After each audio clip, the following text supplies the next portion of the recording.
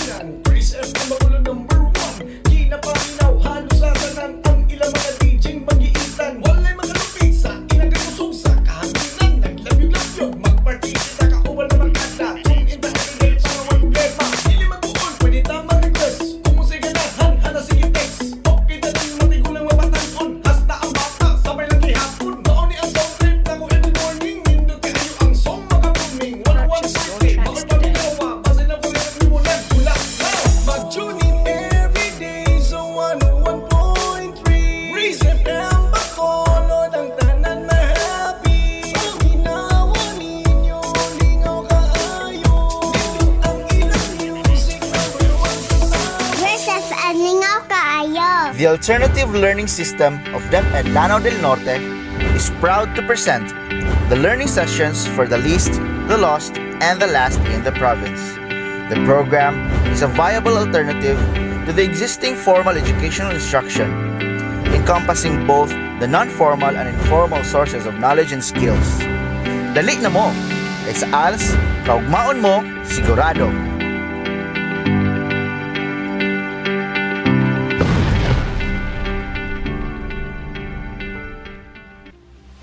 Mabuhay, assalamualaikum warahmatullahi wabarakatuh. Mapiya kapipita, maayong buntag, and good morning Bacolod, good morning Lanao del Norte. You are now listening to DXGC 101.3 Grace Covenant FM with DepEd program sa Radyo sa Kaalam Radio Broadcast. Kami ang inyong sulugoon sa kahanginan. Ako si Shikis A. Bagnoran o kauban nato karon ang atong mga magtutudlo sa Alternative Learning System sa Bacolod District. Og madungog ninyo ang Als Radyo sa Kaalam Radio Broadcast matag Martes sa takna nga alas 11 sa buntag ngadto sa alas 12 sa kaudtuhon. Din inyong madungog ang mga leksyon o discussion kabahin sa Als kun Alternative Learning System sa atong junior high school level. Ug sa dili pa nato pagasugdan ang atong mga klase o pag-student karong adlaw atong pagtimbaya sa atong mga suking tigpaminaw atong mga higala diri sa Bacolod o mga sigpit nga dapit maayong buntag kaninyo dira, especially sa atong mga ALS learners sa matag barangay dinhi sa atong lungsod sa Bacolod ug sa tanan nga maabot aning atong radio station. Magandang buhay, good morning, good morning, good morning. And before anything else, atong pagtimbaya sa atong public schools district in charge ay district supervisor Sir Apolonio Maruhom, to our education program specialist 2 Ma'am Christine G. Timo and Ma'am Ivy Matronero, and to our division als focal person Ma'am Marifi B. Bicoy. And also our warm greetings sa atong schools division superintendent Juan Nailain pa Sir Edwin R. Maribuhok, and to our assistant schools division superintendent Sir J.B.C. Vigafria, to our CID chief Ma'am Maria Eva S. Edon, and to our SGOD chief Maria Carmela T. Ablin, and to our ever enthusiastic regional Als focal person, no other than Dr. Ray Butch Mahinay. Now, we are going to have another learning na siguradong makadugang sa inyong salabutan kabahin sa Als Learning Strand 1 English Communication Skills. Before atong pagasugda ang atong learning session, nang inaot kami sa atong mga learners nga iandam ang mga learning activity sheets, papel og ballpen ug adto kita sa lugar nga dili kita dali nga matugaw. Andam na ba ang tanan? Karon atong paminawon atong ALS teacher nga si Ma'am Shikis Bagnoran.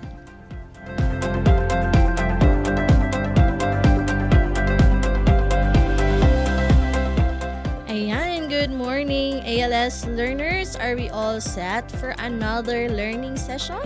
Time check, it's already 11:07 in the morning. Once again, this is Teacher Shikis, your teacher on air. So today, we are going to have another discussion. But first, ako i-remind balik no nga, do not forget to prepare your paper, pen or pencil, as well as your learning activity sheet 27 in Learning Strand 1, English Communication Skills.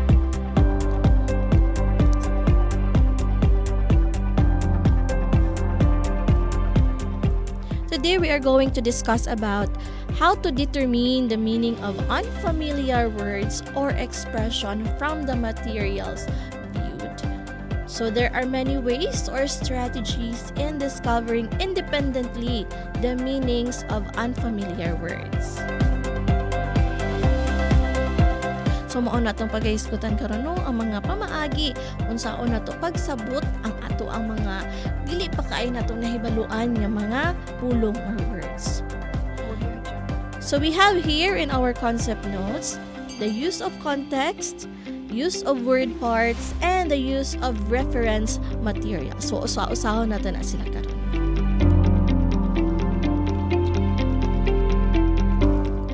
Una, the use of context. It is to infer the meaning of a word or phrase using a sentence or passage level context. So we can find clues such as pictures, definitions, or examples. So the use of context helps readers understand what they otherwise wouldn't be able to comprehend. So when we say comprehend, it is to grasp or masabtan, understand. It is a much needed assistant, so helping readers define unknown words and make sense of outside information. So in writing, it is often necessary to provide new words, concepts, and information to help develop a thought. So dili na to kalimtan no nga i-develop na to ang ato ang vocabulary. So in developing our vocabulary, it is necessary to read, and of course ang mga atong gipangbasa no ato ang sabton ang mga words. So ang paggamit og context ato ang mga gipangbasa, or sa example sa mga words nga dili ta kabalo, magamit na to ang pagkuha sa context clues sa unsa iyang gustong ipasabot sa isa ka certain nga word. So examining the surrounding text or circumstances that explains the meaning of something is reading or taking it in context. So example, instruments such as guitar and drums are used by the band. So if you don't know the word instrument, so based on the sentence, the words guitar and drums can be used as context to know the meaning of the word instrument. Okay, another example. Dino procrastinated to avoid doing homework. He played outside, watched TV all day, and played Mobile Legends. So, ang word nga gi-highlight is the word procrastinated. So, the word procrastinate is delay or postpone, but put off doing something. So, based on the circumstance or situation in our sentence given, Dino played outside, watched TV, and played Mobile Legend as a means of delaying or postponing in doing his homework. So, pinaagi sa surrounding text sa word nga ato ang gikalibgan sa buot pasabot no, magamit na to siya nga makita na to ang meaning sa word nga ato ang pangita ang sayang gustong ipasabot. So we also have use of word parts. So it is to figure out the meanings of words using prefixes, roots, and suffixes. So while the base of the word gives the basic meaning, the addition of prefixes, letters added to the beginning of words, and suffixes. So a base word can stand alone and has meaning. For example, ang word nga help.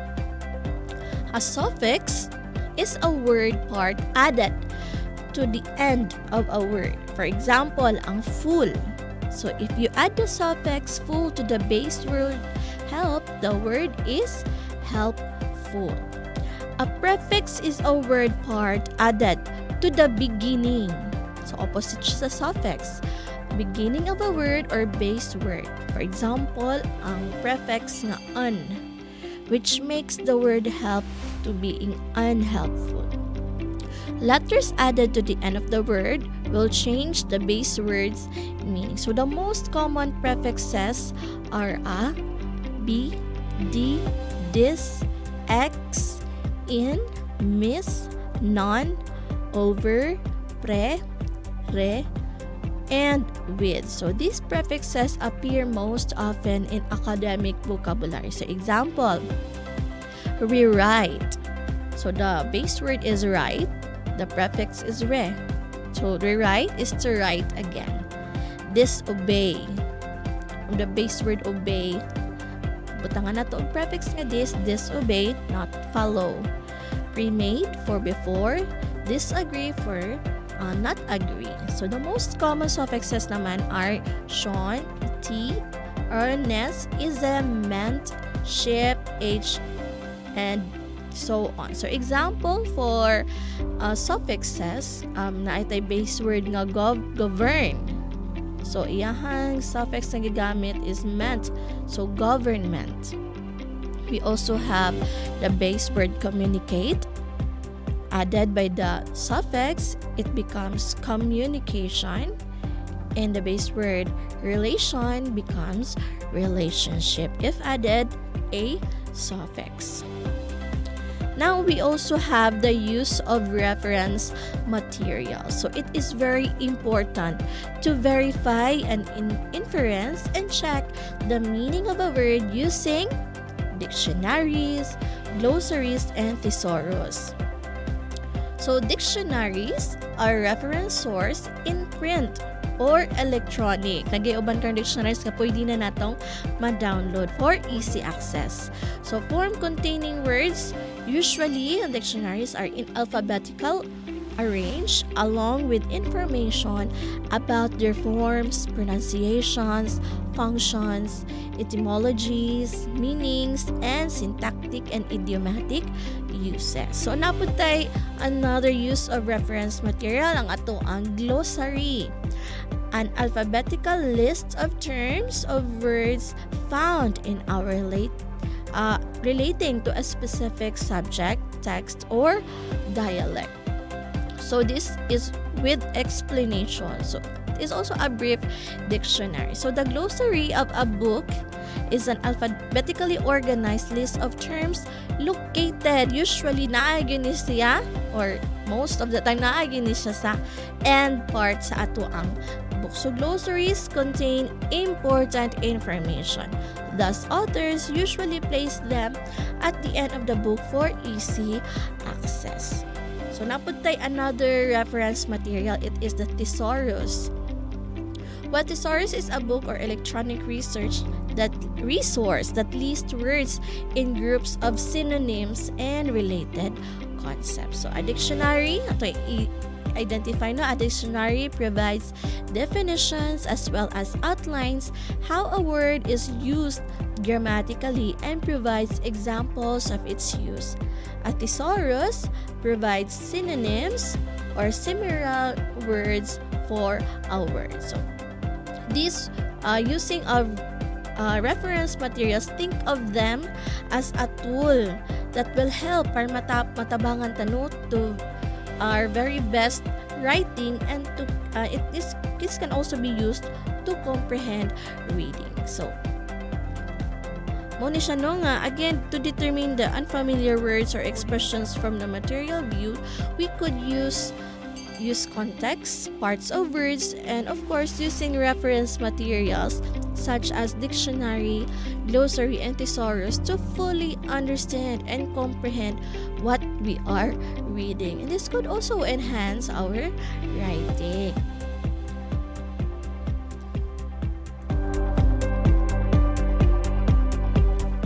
So now let us proceed in our exercises found below your learning activity sheet. Number 27. So there are two parts. So it is A and B. So una ko na to ang A.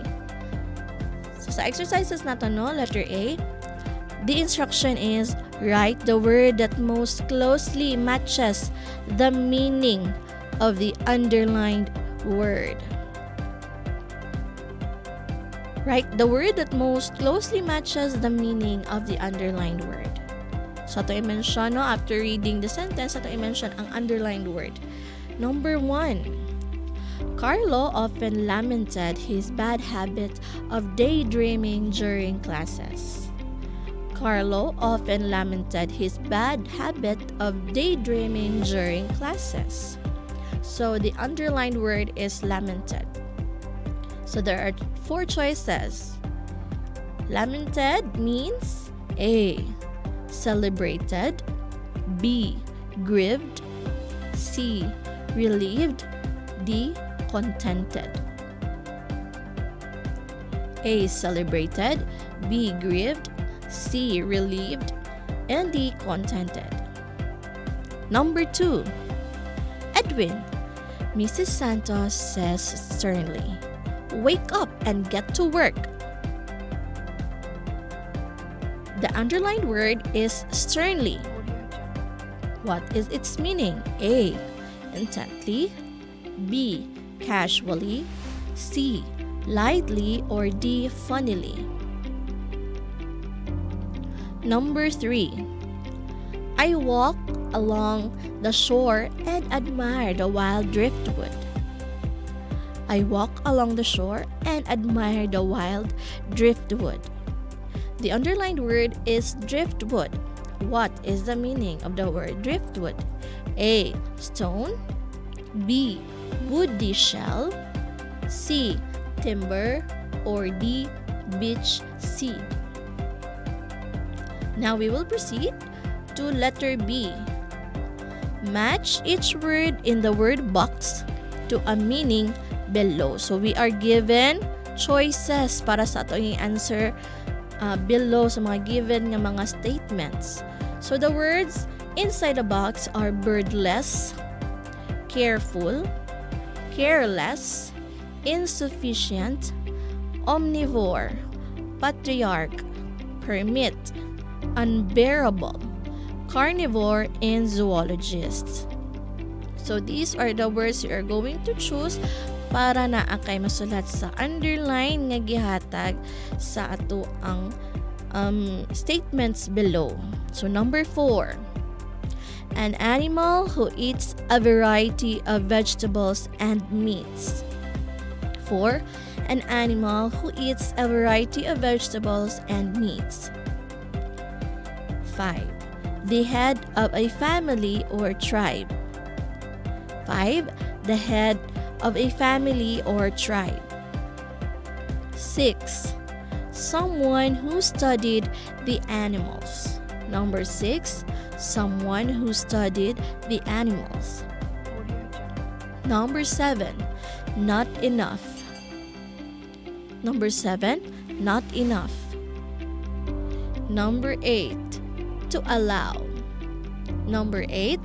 To allow. Number 9. A person without care. Number 9. A person without care. Number 10. The kind of music that is not bearable. Number 10.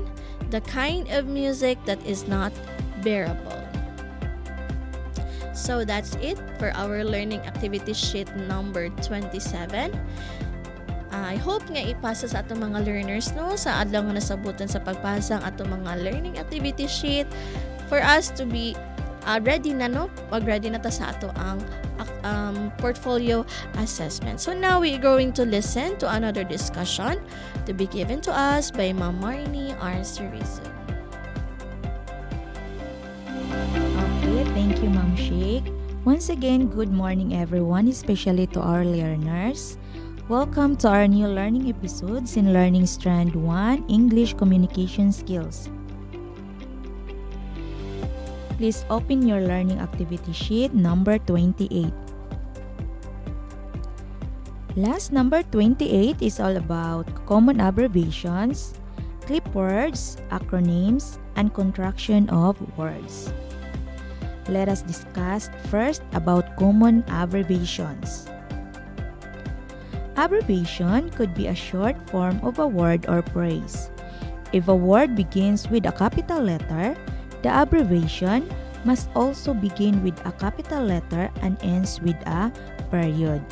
So, if ang i-abbreviate nga word kay nag-start sa capital letter, dapat pud pag-abbreviate niini mag-start pud kini sa capital letter and din butangan dayon og period sa katapusan. So, ingon ana ang pag-abbreviate sa word. For example, sa word nga association, its abbreviation is ASOC or ESSOC, then period. Next example is corporation. So corporation becomes corp, then period. Another example is boulevard. So what do you think is the abbreviation of the word boulevard? It is big letter B, dayon small letter na dayon ang L, V, D, then butangan siya og period sa katapusan. So sa pag-abbreviate ng word, huwag nating kalimutan ang paglagay ng tuldok or period sa hulihan. So those are some of the examples of abbreviations of words. Next is clip words. These are shortened forms of actual words to form new words.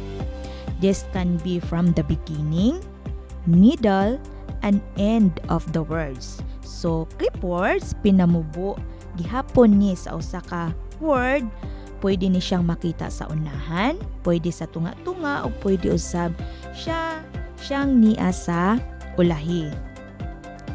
For example, sa clip words nga niya sa unahan, first is the memorandum. Its clip word is memo. Another example is gymnasium. It becomes gym. How about the clip word of the word examination? It is, alright, exam. And last example is photograph. Photograph becomes photo. So, mao kadto ang example sa clip words nga niya sa unahan. So, dinhi na pud kita sa mga clip word nga makita nato sa tunga-tunga sa word or in the middle of the word. Example niini is ang influenza. Its clip word is flu. Another example is refrigerator. So, what do you think is the clip word of the word refrigerator? The answer is fridge. And last example is the word detective. So, unsa na pud ka ha ang clip word sa word nga detective? Alright, it is tech. T-E-C. Tech. And now, ang example, ato na pud kita sa mga example sa clip words nga niya sa end or niya sa ulahi. First example is telephone. Ang clip words niini is phone. O makita nato sa ulahi. Another example is the word airplane. So airplane becomes plane. So makita gyapon nato ang clip word niini sa ulahi or sa katapusan. So those are all about the clip words. Dini na pud kita sa acronym. So what do you mean by acronym? Acronym is made from the first letters of a set of words to make a new word. These are usually written with capital letters and without periods. So kasagaran sa mga acronym, words are written in capital letter. Dagko nga mga letter ang gamiton, din if mag-acronym pud og words, dapat walay makita o walay ibutang nga period sa katapusan. Example, Department of Health. So, unsa may acronym niini? So, ang acronym niini is DOH, kapital tanan. Then, walay period. Next example is Alternative Learning System or ELS. Another example is pay-per-view. So, its acronym is PPV. So, those are example of acronym. Now, let's discuss about the contraction of word. Contraction is a shortened of two words. An apostrophe is used in place of the missing letter. So, sa contraction, ang duha ka words, gihimo siya og isa lang na lang ka word. And then, ang nawala nga mga letter are represented by an apostrophe. Example ni ini is I have. So, I have becomes I apostrophe then VE. Another example is we will. So, ang we will becomes well. We apostrophe then LL. How about the construction of she has? She has becomes she's. She apostrophe then S. And last example is we are. So, unsa ka ang contraction sa words nga we are? Alright, it is we apostrophe then RE, were. So, that's all about common abbreviations, clip words, acronyms, and contraction of words. Hinaot, aduna kamoy bagong nakatunan sa atong discussion karon. Para sa inyong exercises, palihog lantaw sa ubos nga bahin sa inyong learning activity sheet. Directions for test 1. Find the abbreviation in this process. Write what each abbreviation stands for. Number 1, Dr. Ana Cruz. Again, number 1, Dr. Ana Cruz. Number 2, Monday, September 15. Number 2, again, Monday, September 15. Number 3, Capistrano Street. Again, number 3, Capistrano Street. Direction for test 2. Change the underlined words to make a clip words. Again, change the underlined words to make a clip word. Number 4. Sharon have a new motorbike. The underlined word there is motorbike. Again, number 4. Sharon have a new motorbike. The underlined word is my mother both my favorite hamburger from Jollibee. The underlined word is hamburger. Again, number 5, my mother both my favorite hamburger from Jollibee. The underlined word is hamburger. Number 6, I will buy a kilogram of mangoes. Again, number 6, I will buy a kilogram of mangoes. The underlined word is kilogram. And the test 3 directions. Write the full form of the following shortened words. Again, directions for test 3. Write the full form of the following shortened words. Number 7, dip-ed. Again, number 7, dep-ed. Number 8, ML. Again, number 8, ML.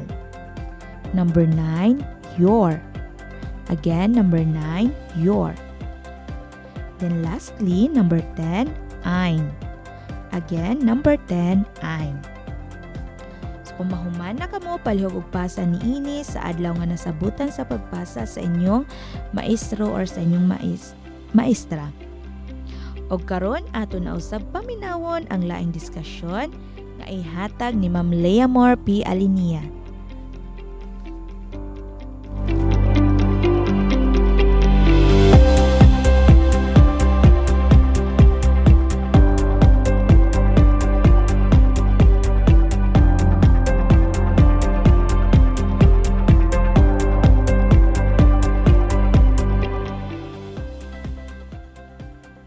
Yes, Ma'am Marnie. According to Len Pernell, never stop learning because life never stop teaching. Another day ahead for a new learning. I am very grateful and excited to explore and learn new things. This is teacher Leamor P. Alinea, your teacher on air.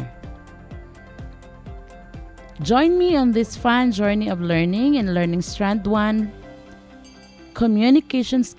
English communication skills. Last number 25. Today we will tackle getting of viewpoints and local, national, and global issues. But before, what is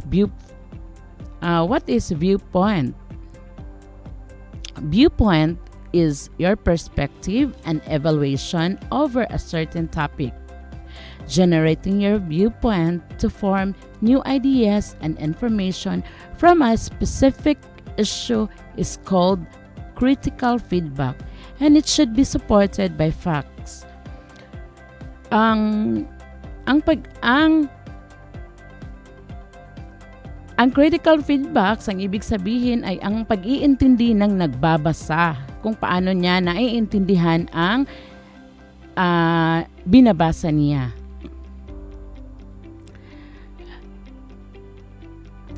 To deeper the discussion, let's jump to the next part, or to the part 2, which is the exercises. Let's read together. Let's read together at the bottom of your last or learning activity sheets. Again,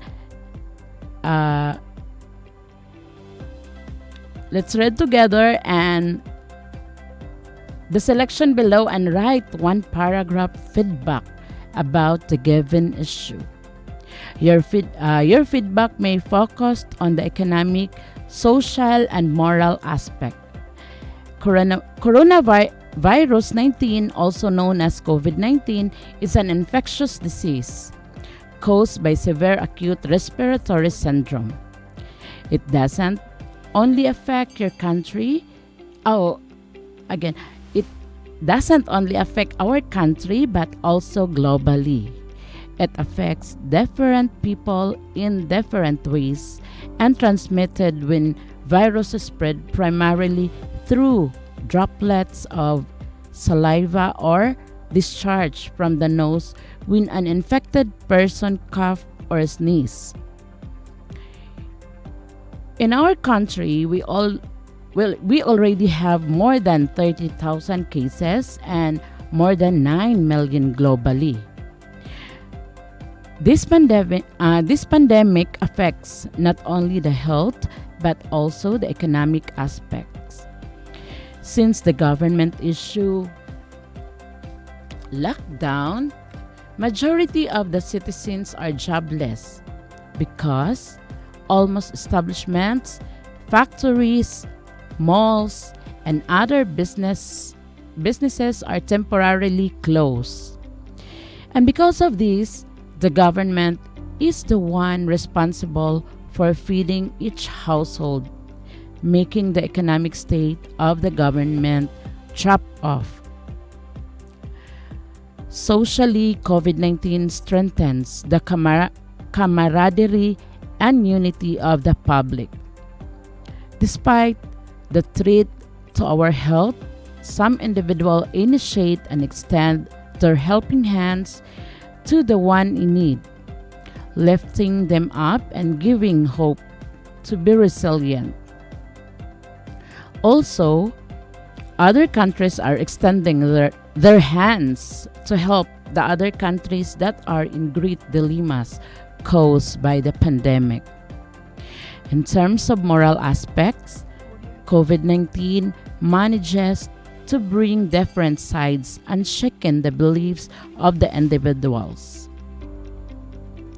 The action of the authority upsets the public. Protests and rants are everywhere. Curses and blames are being thrown at the government. Several personnel are blinded by the truth and end up being eaten by their anger. There are people who also take the disease for granted. They are using the said virus for their personal gain and interest. On the other side, there were many personalities that given sunshine to others. Their stand and belief are strengthened. Their principle on life are braced by the experiences. The pain, the loss, and the will for survival. So as we read the selection, you can make one paragraph feedback regarding the topic regarding this topic about COVID-19.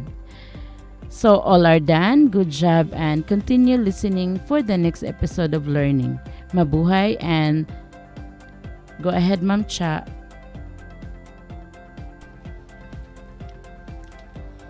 Good morning again, Als learners. Ug sa atong mga suking tigpaminaw ning atong programa sa DXGC 101.3 Grace Covenant FM. Maayong buntag. I am Teacher Charity, your teacher on air. Now let's proceed to the next topic in English 1 English, Learning Activity Sheet number 30. It's all about verbal and nonverbal communication and using appropriate verbal and nonverbal when developing, maintaining, and ending cues, conversations, dialogues like speech and interviews. Before we start, please prepare your ballpen and notes, especially your learning activity sheet number 30. There are many ways to communicate with people. The two main ways are verbal and nonverbal communication. So, what is verbal communication? Verbal communication refers to words used to convey information and meaning to others.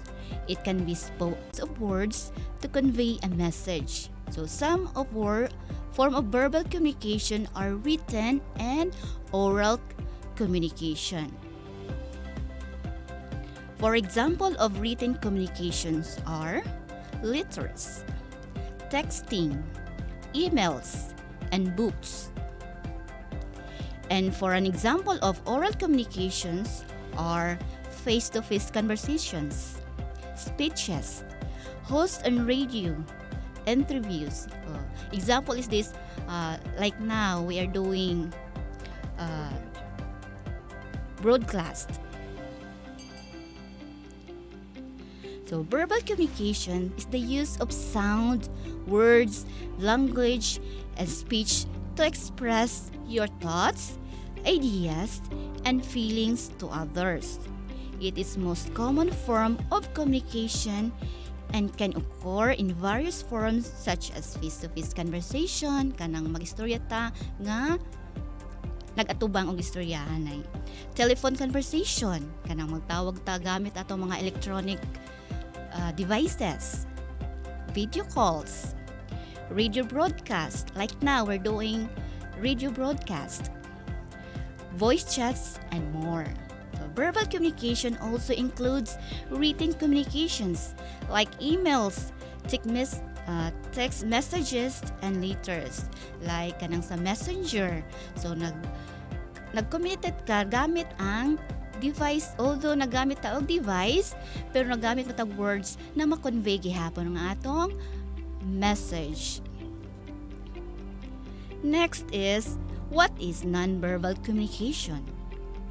Nonverbal communication, it is without the use of spoken language. So, it is the opposite of verbal communication. So, ang verbal communication, nagamit taog, tingog, written, while ang nonverbal, wala tayo gigamit ani. So, nonverbal communication is a way to communicate using your body through gestures, facial expressions, using hands or feet, eye contact, posture, and other ways of communicating without using words or language. So, naggamit ta og nakig-communicate ta gamit lamang ang atong mga lihok sa lawas. So, wala tay tingong nga gigamit.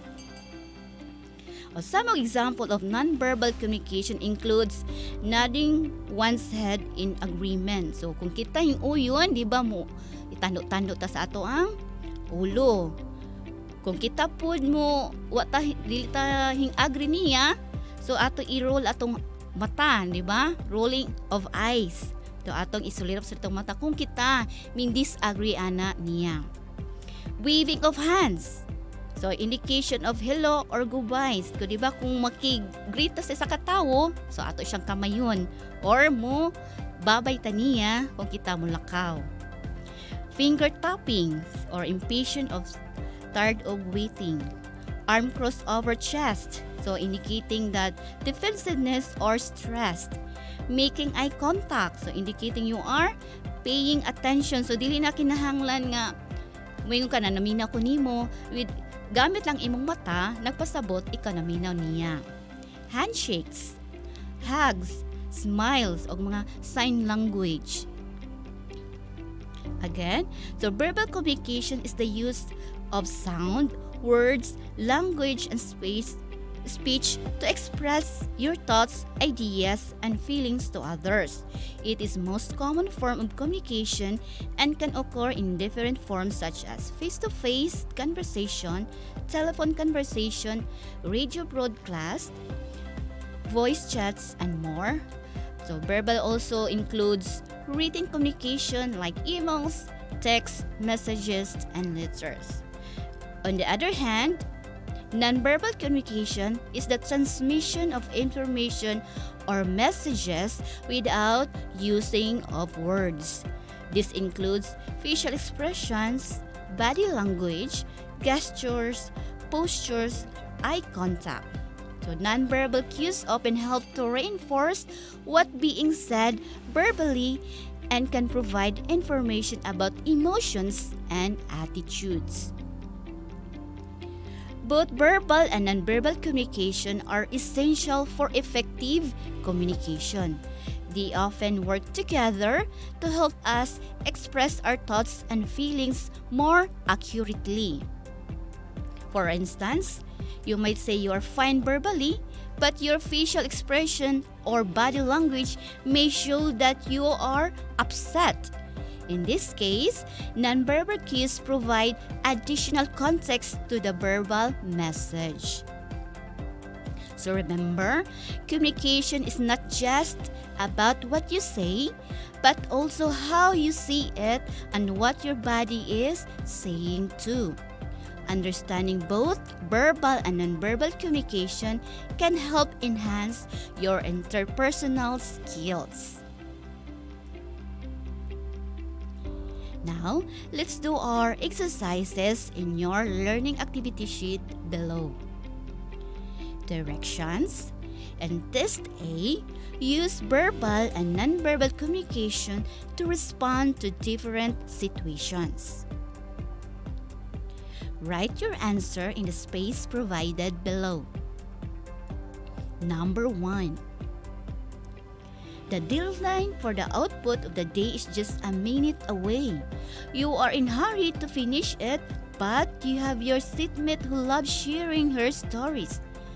Try to get your attention by asking you many questions and wanting to get your opinion about her stories. How would you tell her that you are no longer interested in what she has to say because you are in a hurry to finish your output? Number 1, the deadline of the output of the day is just a minute away. You are in a hurry to finish it, but you have your seatmate who loves sharing her stories. Tries to get your attention by asking you many questions and wanting to get your opinion about stories. How would you tell her that you are no longer interested in what she has to say because you are in a hurry to finish your output? Number 2, you have been given assignment to interview the SK chair of your barangay to ask about his or her plan for the youth. How would you approach him or her? Number 2, you have been given the assignment to interview the SK chair of your barangay to ask about his or her plan for the youth. How would you approach him or her? In test B, write true if the statement shows appropriate verbal and nonverbal communication, and write false if the statement is inappropriate to the given situation. Again, in test B, write true if the statement shows appropriate verbal and nonverbal communication, and write false if the statement is inappropriate to given situation. Okay, number 3, blank, a speaker has responsibility to make sure they are using appropriate volume in giving speech. Number 3, blank, a speaker has responsibility to make sure they are using appropriate volume in giving speech. Number 4, blank, eye contact in our Filipino culture is not important to maintain an effective communication. Number 4, blank, eye contact in our Filipino culture is not important to maintain an effective communication. Number 5, blank, most people respond to what they hear. Number 5, blank, most people respond to what they hear.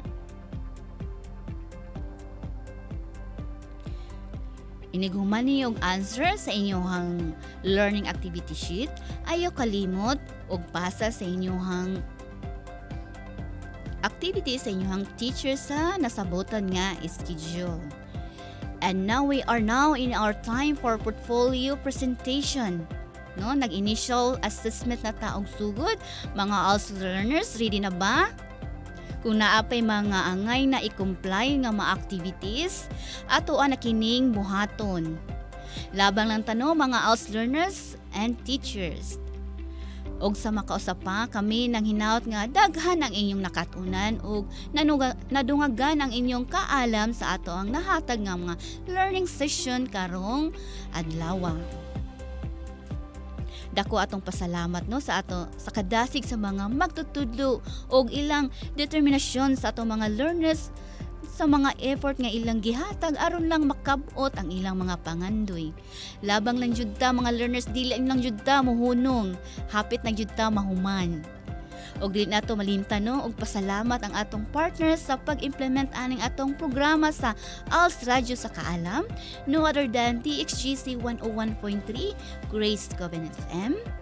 Atong kinasingkasing nga pagpasalamat sa atong Municipal Administrator Engineer Joselito E. Miquiabas, sa atong Station Manager of DXGC 101.3 Grace Covenant FM, Ma'am Erlinda G. Nangkas, and to our mga all-around DJs sa pag-assist sa ato always. No, di jud sila kakuanan yo, very thankful jud ang mga ALS teachers diri sa Bacolod. Og sa atong maabtikon and supportive nga Municipal Mayor Honorable Judith V. Miquiabas, who is celebrating her birthday today. Happy birthday, Mayor Judith. And to our Vice Mayor Attorney Alphonse Johnson Marcira, and sa atong mga barangay captains and og sa atong mga barangay kagawad sa walay paglubad nga pagsuporta sa ato ang ELS implementation sa kadaiya nga barangay. Daghang salamat. Thank you so much sa walay sawang pagsuporta for the lost, and the last in the province of Lanao del Norte. ALS is not a second-class education, but a second-chance education. To better days ahead, padayon pagsidlak Bacolod.